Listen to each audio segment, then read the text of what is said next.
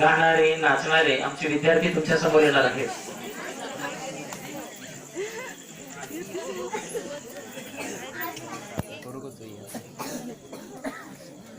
तत्पूर्वी कुरुक्षेत्रावरती कौरव आणि पांडवांचं युद्ध सुरू होतं. कौरव सेना खूप मोठी होती, पण पांडवांसमोर त्यांचा काही निभाव लागतच नव्हतं. हे बघून एकदा दुर्योधन पितामह भीष्म यांच्याकडे गेला आणि पितामहांना म्हणाला की तुम्ही आमच्या बाजूने असताना आमचे एवढे सैन्य मारले गेले, आमचे चांगले चांगले योद्धे मारले गेले, त्याचं तुम्हाला काहीच वाटत नाही का? असं म्हटल्यानंतर पितामह भीष्माने एक प्रतिज्ञा केली. त्यांनी सांगितलं की उद्या मी सर्व पांडवांचा वध करून टाकेल.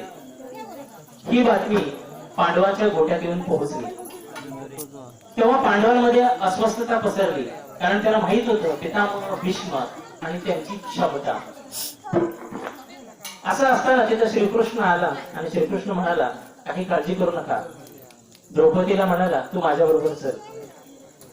द्रौपदी आणि श्रीकृष्ण कौरवांच्या जिथं पितामह भीष्म यांची पोटी होती तिथं आले आणि श्रीकृष्ण द्रौपदीला सांगितलं तू आतमध्ये जा आणि पितामहांना फक्त नमस्कार कर.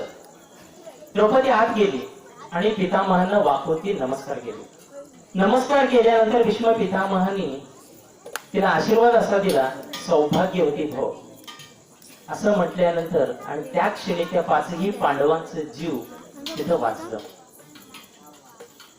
मित्रहो, या कुरुक्षेत्रावरच्या लढाईवरनं आपल्याला बऱ्याच गोष्टी शिकायला मिळतात. नमस्कार या एका शब्दामध्ये किती ताकद आहे. नमस्कारामध्ये आदर आहे, प्रेम आहे, संस्कार आहे. नमस्कार केल्यामुळे अहंकार नष्ट होतो आणि नमस्कार करून जग सुद्धा जिंकता येतं, हे अनेक उदाहरणांनी सिद्ध झालेलं आहे. असो, तत्पूर्वी आपण एक या ठिकाणी बँजो पार्टीला भेटूया आणि त्यांचे गीत आपण ऐकूया.